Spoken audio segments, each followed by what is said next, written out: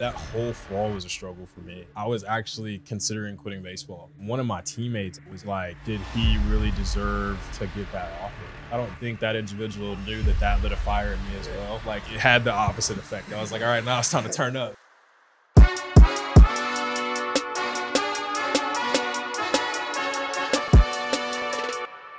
Welcome to the Winners Club podcast. Today I'm here with D1 baseball player Steven Saunders.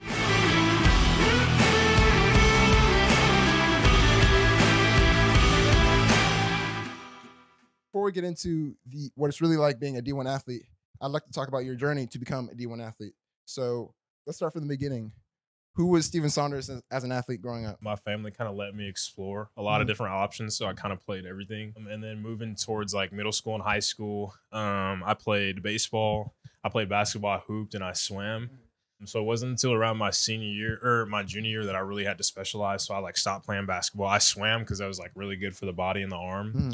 But that's when baseball kind of really started to take off. Like, from what age did you really feel like I want to play in college? Were you always thinking that was an option? Probably my freshman or sophomore year, it kind of got more real. Like, okay, you can play at the next level. Right. And then as I got older, it was like, okay, you can really like play a little bit. And so let's see just how far we can take it. Right. I did read that you were offensive player of the year one of the years. So what do you think led to that? Was it all talent, or what do you think led to that? No, like I think it was just, I think God has blessed me with like strength. But other than that, I don't think I have like, I mean, in baseball, it's 5 tools. I don't really think I have a bunch of other like just blaring tools like some other athletes have, but I just think I'm a grinder. Like, that's just been part of my personality. And so I just put in a lot of work, and I knew what the goal was. And so I just kept my head down and worked through it. Outside of athletics, I read you were also student body president, and so that's pretty rare for an athlete since we're also busy. So were you always interested in academics and school outside of sports? Yeah, like I've always been interested in academics, but also my big thing is just community. High school is a weird place and a weird time for a lot of people. And I'm a big like inclusion guy. Like, I wanted everybody to feel included in like what we're doing and what we're getting into. And I just felt like being student body president was like a good avenue to be able to channel that like community feel. Did you translate that to the sports? Like, were you a leader and captain on your teams? Yeah. I think I kind of gravitate toward that role a little bit just naturally, but I also just like to kind of lead by example. I like other guys to be able to see like kind of how I go about my business and be like, man, like that's how I should do it. You know what I mean? I kind of like to lead a little bit more quietly, but have your presence known like in other ways. Right. You know, I like that. That's one of the best ways to lead. Like, leadership isn't always just telling people what to do, but it's leading by example. As a leader, what are some ways that you think are the best ways to be a leader on your teams? Like, what are some things that really helps your team? I think one thing that really helps the team is just like discipline. Like, when guys see that you're disciplined, they can understand like, hey, that's what it takes. And it's infectious, bro. Like, I tell my younger athletes that I train with, like, when you're going about your business, like, not only parents and scouts, but like your teammates see that, and you can only fake it for so long. You know what I mean? Like, if you're a grinder, that's going to be a personality trait. And when you get stressed, when you get tired, like, who you really are is going to come out. So you want to be a grinder, you want to be authentic, you want to be real from the beginning. And as you continue to grow as like a leader, your natural personality just comes out. You don't have to fake it. You said you trained your athletes. Did you also start training athletes in high school? Were you training younger players, or was that later on? Yeah, so a lot of people blessed me with that, like, and just helped me along the way, poured into me. And so I wanted to pay the game forward. And so I started working with younger athletes, not even just like on the field, but kind of teaching them like from like a big bro standpoint, like this is kind of how you go about it. And then from high school, you went to a JUCO. So do you think that you had D1 talent in high school, or did you need those extra years, or what was your decision to go to a JUCO? Honestly, bro, I thought I was ready in high school until I got to junior college. Right. So the recruiting process was interesting for me. Like, my sophomore year, I had some pretty extensive attention. Like, and then I went into my junior year and it all just stopped for some reason. It was strange. And my whole senior year, I was just like, like I'm ready to play Division I. Like, and it just didn't happen. And I was blessed with the opportunity to go to junior college. And honestly, it was the best 2 years of my life. Like, I was not ready. You know what I mean? Like, I was not physically, I was not mentally ready, and I'll be the first to admit that.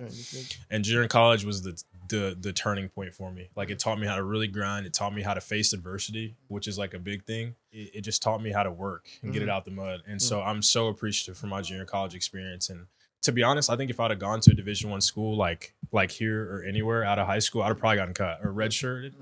Just reflecting back, I was like, man, like you were not ready. Right, like, you know what I'm saying? I think that's the experience for most athletes, except, the top 1%. But most athletes that even go to D1 or even D2, the first year is a struggle for them because it's a whole big jump. How was your experience, JUCO? Like, was that first year a struggle at all? That whole fall was a struggle for me. So like I wasn't hitting the ball. Like I was going through a lot of swing changes. Like I was learning how to be a college baseball player. And one of the cornerstones of my junior college is work. So, we're getting up at 5 a.m. We're running, we're working out, we're training. We go to class, we have workout for 3 or 4 hours a day. And then we lift and study hall at night. Like every day it was just boom, boom, boom, boom, boom. And so that on top of trying to find myself and like shift into manhood and stuff, it was a lot. Where I went to junior college is 45 minutes from my house. And so I was so rattled like in the fall that I would just go home every weekend. You know what I mean? Like, and I think that's one thing I regret is I don't think I enjoyed it to its fullest extent because I was just mentally like taken out of it a little bit. And then it was like probably our last couple weeks of inter squad. So like the last 3 weeks, it just came like a flood. And I just figured it out. And then the train left from there. So, what kind of led to that click? I think it just happened. I think like my coaching staff at my junior college, Coach Englehart and then Coach Nelson and the Caliber twins, shout out them. They believed in me from the jump. I just had to like get over that hump myself. I think they always knew that it was there. But I think part of shifting into that manhood is kind of like dispelling that doubt. Right. And so I think once I got past the doubt and understood that I belong, that like it really started to flow. It's good that you were close to home your first year, because most athletes try to go as far away from home as possible. And you get there and it's like, why to do that now? I'm struggling. Now I'm out here struggling. So, but what's your advice to high schoolers that want to choose between a JUCO or D1? Like, what's your advice on that? Well, I'm a huge like advocate for JUCO. You know what I mean? Because you can go in and you can make an immediate impact. And it teaches you how, like I said, to grind. Like, just to reiterate that, like, it's most of these junior colleges are in crappy towns in the middle of nowhere. There's nothing to do. All there is to work. And so you learn how to do that. But what I'll say, if you're in the recruiting process, really try to form an authentic relationship with your coaches and the coaches who recruit you, because you want to be somewhere where you're wanted. You know what I mean? So you don't want to get caught up in the hype and be like, I want to go to this huge high major school, and they're kind of on the fence about you.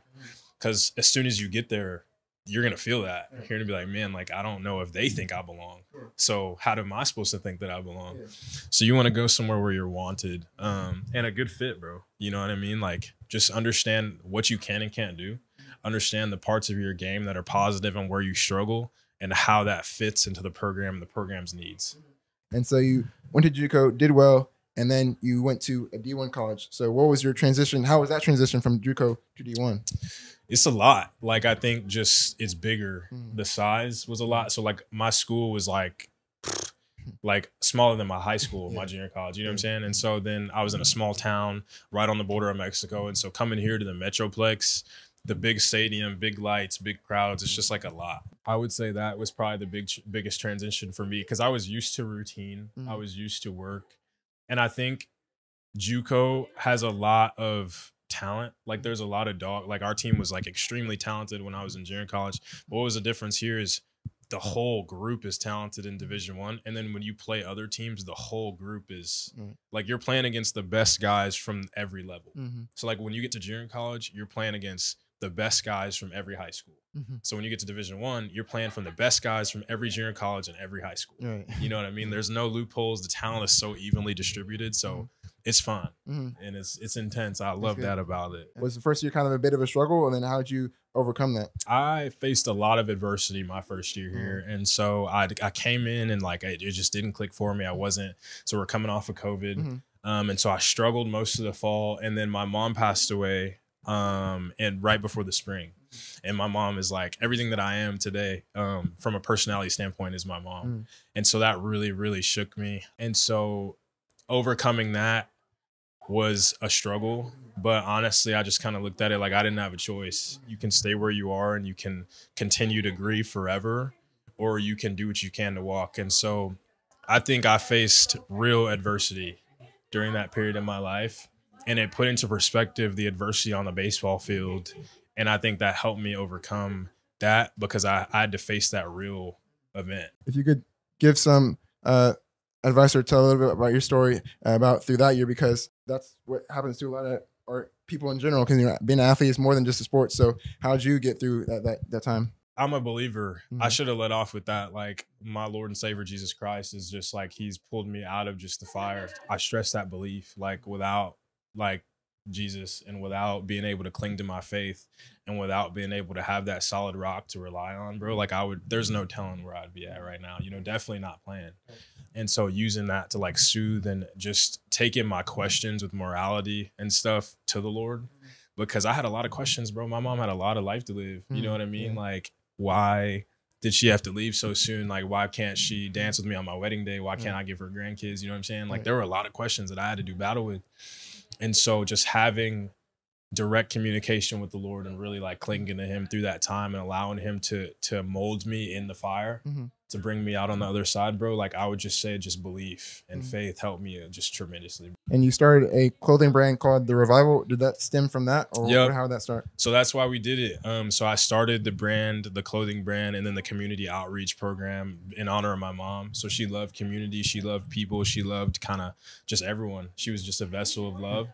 And so I wanted the brand to commemorate her and keep her image and stuff alive in the community and stuff. And I wanted to make sure that I was doing her justice. And so the clothing brand, and then it's what we do in the community. So we actually just got the green light for a scholarship at my old high school in her honor. So we just try to do good, man, like wherever we can. Congrats, so yeah, that's where Revival Co came from, bro. I'm excited about it. I'm excited about the progression of it. It helps me keep my roots no matter what I get into. Like, I know why I'm doing it. I'm doing it for the Lord and Savior, and I know what it's like to have to keep going. So you have the scholarship. Is there anywhere else that people can support if they'd like to? Just DM me, man. Like, I would love to have conversations with people. You know what I mean? Like, as we're still in its infancy right now. But I have like a podcast and like videos and ministry and stuff that we're putting out. So if people want to support that too, but I just love having conversations with like this. It fired me up when you reached out, because I was like, man, this is an opportunity to like really chat with somebody, Thanks for sharing all that. That'll help people. Of course, bro. And we can get into your mindset as an athlete. Do you have any specific pregame or postgame routine? So my pregame is just prayer. Like, I make sure I get into prayer. I make sure I'm stretched. I make sure I spend some quiet time by myself, because when you're playing in front of crowds, when you're playing for games that mean something, it's just loud. For me at least, like, some people are just naturally gifted with the ability to just go out and roll and play. Me, I'm not really like that. Like, I'm a thinker. And so like my thoughts get loud, my spirit gets loud. And so I have to spend that time by myself to just kind of get locked in. And then when it's time to roll, it's time to roll. Just make sure your body's right, your mind's right, make sure you're eating good. And then, you want to get to a place where you're not relying on your mechanics. You know what I mean? So you got to trust in your process, trust in your training. And then when you go out there, man, just have fun, bro. Compete. That is a big thing, where you do the preparation beforehand and the game is fun. It's just all instinct. Yes. So is there anything you do in specific in preparation to build your confidence? I think relying on your teammates, bro. Like, a lot of it, a lot of the conversation surrounding this is just like me and self and like, what can I do? But honestly, I think being able to build the community and the support from your teammates helps a lot, bro. Like, my teammates have lifted me up so much, bro. Like, in some of the toughest times and the toughest games, like, hey, bro, like, you grind. We put in the work. We put in the time. So now let's roll. Your training and what you do is about you. You know what I mean? Like, embrace that. That's about you. That's all you. Do what you feel like you need to do to get right.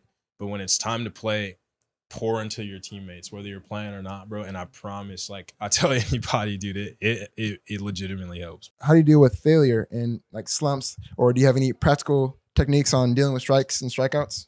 Yeah, I mean, this is my 5th year in college, bro. Yeah. I've been playing for a long time. So I've struck out a bunch of times.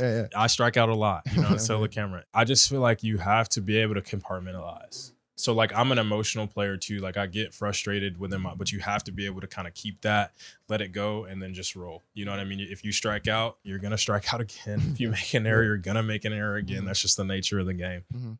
But I just think practically, for me, after strikeouts, when you put your helmet down on the bench, it's done. Feel it when you're walking back. You know what I mean? Like, embrace the frustration, embrace the at bat, like, walk through it when you're walking back. When you set your helmet down, like, it's over. You know what I mean? So take the good things, take the positives, and just stay within yourself, because baseball is about pace and life is about pace. And if you speed up that pace, things are going to just happen so quick. One strikeout turns into 4. Yeah. You know what I mean? So you got to put it away and then focus on the next one. Yeah, and you have to focus on the next one. Just slow the game down. I like a lot of breath control because breath is life. And so being able to slow that down and slow the breathing and kind of shed the anxiety that comes from athletics allows you to kind of relock. And I also like to have a focal point when I'm batting. So I draw a cross and an M in the ground for mom, and I look at it and it's time. So just focus. And so when I get into the box, like I can't hear anything. Like I'm sorry to my coaches who are trying to tell me stuff when I'm hitting, but I cannot hear you. Does it also serve as an extra motivation? Because I was also going to ask, like, how do you stay disciplined during, you know, the tough days where you don't feel like doing it? Yeah, discipline is a personality trait. Like you can nurture it, but I think everybody has it to some degree, but you have to pour into it and it's part of who you are. And a lot of that I think is just belief, like being a man of God and like being a believer. I understand why I'm doing what I do, you know, and grinding for the Lord to glorify his name with the tools that I've been given is what keeps me disciplined. Cause I feel like it would be a disservice if I wasn't, you know. And my mom used to always tell me like, your abilities are God's gift to you, but what you do with them are your gift to God. And so I always keep that in mind when I'm just like not feeling it. I'm like, all right, we got to just make it somehow, you know, and just embrace the bad days. Like some days you're not going to feel it. Workout's not going to be as good. The swing's not going to feel as good, but that's all part of it. You know, that's why we love what we do. Yeah, I love that. In your career, did you deal with criticism from either teammates, coaches, opponents? Did you deal with criticism? Yeah, I think being a Black athlete, period. I'm sure you understand. Like, you know, I did want to ask because in baseball specifically, we're usually the minority on the team usually. Yeah, absolutely. Like, and when I got older, you start to realize those things. Like, man, I'm out here by myself. I think, you know what I'm saying? And so, just a lot. This is a conversation that I don't have a lot, but like the criticism coming from external sources and like kind of testing me was a lot. You know what I mean? So having to prove myself as a Black athlete and a Black baseball player, like it comes with things that a lot of people don't have to worry about. When did you get that the most? You get that most in high school, college, and then how did you deal with that? I got that when I started to get recruited.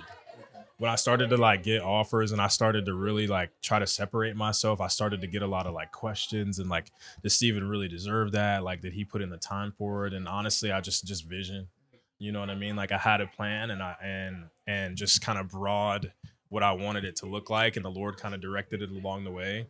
And so you're going to hear that externally, but again, like focus, you know what I mean? Keep pushing, keep your eyes ahead, and you know, they're going to have to recognize you and acknowledge you eventually. Right. Yeah. Kill them with success. And then was there a specific example that you like heard like someone say it to you, or you just hear it, or is there anything that stuck out? Yeah. I won't mention any names, but like when I was a junior, I was committed to a junior college.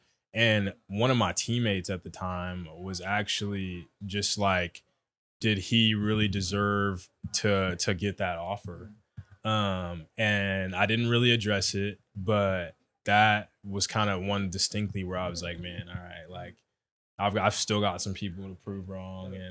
And so I appreciate that as well, because I don't think that individual knew that lit a fire in me as well. Like it had the opposite effect. I was like, all right, now it's time to turn up. You know what I mean? So criticism definitely drives you and it helped you perform even better? Yeah, I think so. Because I think what critics don't understand about a lot of sports is like, you aren't adding any more pressure on me than I put on myself. Right. So all these things that you're saying, I've already said to myself. So like, it's too late now. Yeah. You know? That's just more fuel to the fire. Right. Yeah, bro. Yeah. I like that. But in your career, there are those low moments. So have you ever thought about quitting during high school JUCO, or do you want? Bro, so not a lot of people know this. So when I was in junior college, my freshman year, I was actually considering quitting baseball. So I was already looking at like different schools to go to just be a student, because it was just bad. I was like, dude, like this is just, I'm not feeling it. Like I was and this is before the transfer portal and stuff. So like if you transfer, like that's kind of it. You know what I mean? And my mom, she used to tell me like, just keep walking.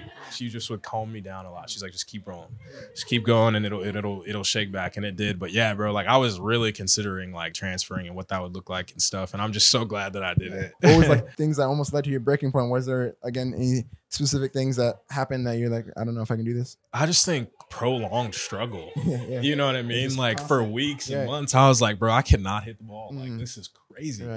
And just the internal competition that year was just like huge. Like there were a lot of really good, really talented guys. And so when you start to question your like whether you belong in the space or not, it really works on you mentally. And so I think that's what really led to, I was like, dude, this is too much. But yeah, dude, my mom and my dad, they were just like, they never let me quit anything. They were like, we're never going to force you to do anything, but if you start it, you're going to finish.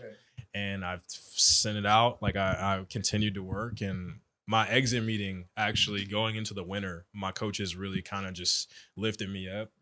And they were like, we saw a lot of progress with you in the fall. Like, we're excited to see what you do in the spring. And that was just like a sigh of relief, like in me. So when you're dealing with thoughts of quitting in sports or just in anything, it's just keep going. It's kind of, or do you have like a mantra that helps you? I don't really necessarily have a mantra, but I just think I said, just like clinging to that faith. You know what I mean? Like the Lord is something that's constant. The Lord is something that's unchanging. And so baseball could be up one day and down another. You know what I mean? And so you can't put all your eggs in that basket, or you're just going to be fluctuating forever. And that's with anything, bro. Like the workforce, like you can get COVID showed us that you can get laid off like instantly. You know what I'm saying? Like anything, even people, bro. People could be pouring into you one day and just be like, I'm not really feeling it the next. But the Lord has never left or forsaken me. And so just a faith is a huge proponent of my success. And there's lows, but there's also highs. So what was your highest moment? Was there a big game you played in? The one that's more special to me, I think, is the fall that I struggled at UTA, my first fall. I only hit 1 home run in the fall. And at this time, like, I didn't know my mom was going to pass away. So there's like in right field, there's like a big jumbotron, and left there's like a space so you can see the road. My parents came to visit this weekend. And so my whole family, my mom, my dad, and my younger brother are in this little like cutout in the trees. And my mom got to see my first like Division I home run. Wow, that's great. And that was special to me. And I still think about that like, even though she's not here, like she's got the best seat in the house now. And so we'll swing hard and we'll keep it rolling. I love that. I love that. Does that really help you when family supports or fan support? Bro, yeah. Like I actually just put out something on my Instagram just about community, and like not even just my friends and family, but the city of Cerro Vista. Like, so I come from a small town in Arizona, bro. And just like the way that the community uplifted me during my whole career, like my friends, everybody back home, like, people who own facilities and just let me train there. Like people had no reason to pour into me like they did. And so all the success that I have is divided even, bro. I want the city of Cerro Vista to feel that success through me. You know what I mean? And it would be a disservice to all those people that poured into me if I said that I did it alone, because I did it. Like there's this narrative in the world right now that's like, I got it out the mud, like I'm a lone wolf, like, and I can't say that. I would be lying, bro. Like so many people just blessed me with time and energy and love. And so having the fans, and even on the rough days, like kids coming up to the net and be like, hey, can we get a ball after the game? I'm like, sure, bro. Yeah. Is there one that stuck out in that? The like little kid fan coming up to you, and how do those impact you? It keeps the game romantic, because sometimes we get so wrapped up and just like, oh, this is serious. Like we have to win, and we have to go to the game, not understanding like we are where those kids want to be. Like they're looking at us and they're like, man, like I want to be him. Right. In 10 years, you know what I'm saying? And so that just like helps me reset and step back and, okay, like I'm representing something bigger than just myself here. Like this kid is looking at me and sees his dream in me. And so I gotta go about it the right way. It just shifts your perspective. You're able to be more present and just enjoy where you are. What about like gratitude? Can you just speak about being grateful? Yeah, bro. Gratitude is one of the biggest things that I think helps dudes reach the next level. Like if you aren't grateful for who you have become and how far you've come, and just reflecting on the journey, you can't enjoy how far you've come to the fullest extent. Like showing that gratitude to not even just like the journey in which how far you've come, but like I said, to each and every individual that you encounter. Like, thank you for pouring into me. Like, thank you, coach, for, believing in me. Like I try to text my coaches and stuff and just check up on them, just because I'm just very grateful for the impact that they left. And it's just impossible to not be grateful for just like the way that the game has set you up for the rest of your life. You know what I'm saying? Yeah. Like, it's just, there's so much to be thankful for. Outside of baseball, when you're not playing baseball, what are you usually doing? I'm working out. Okay. Working out. On the field or in the gym. Okay. I love fitness. I actually love poetry. I love to write poetry and stuff. And so I'm actually writing a devotional book right now. So I'm pretty excited about that. Appreciate you so far. Now I'm going to ask my final 5 questions, which is the 5 questions I try to ask every athlete. And so the first one is, What's one thing about being a D1 athlete that surprised you? I guess the treatment on the road. Okay. Yeah, bro. Like we went to Louisiana Lafayette last year and their fans were getting into me. Like they are like, Yeah. But then after the game, bro, they're like offering me gumbo and stuff. And their feet, cool. Bro, it's crazy. It's like they're bipolar, but they're like just sweet. Yeah, it's just competitive. They have that competitive yeah, bro. They're competitive, and then right when the game's over, the switch flips. And so I'd say, yeah, like on the treatment on the road is crazy. And then second one is, what's the worst workout you've ever done? Whether you said you like to go to the gym, so it could be yourself or as a team. Bro, okay, so this one time we were in junior college and we had this thing called the Cochise Circle, which is like a 3/4 mile like circle through campus. And one morning at 5:30 we had to do jump burpees around the circle. How's that even work? So it ended up like, so you like do a burpee and then you do a broad jump and then you do a burpee and you do a broad jump. So I did the math and it was like 350 burpees or something like that. Bro, yeah. That was different. What's your best memory in the sport? Playing in Globe Life last year was fun. I was the MVP of that game against DVU. So that was just like, man, like it's come together. Like this is what it's supposed to look like. This is what it's supposed to feel like. But I was just very grateful for that experience. What's one thing you tell incoming college athletes about being a college athlete?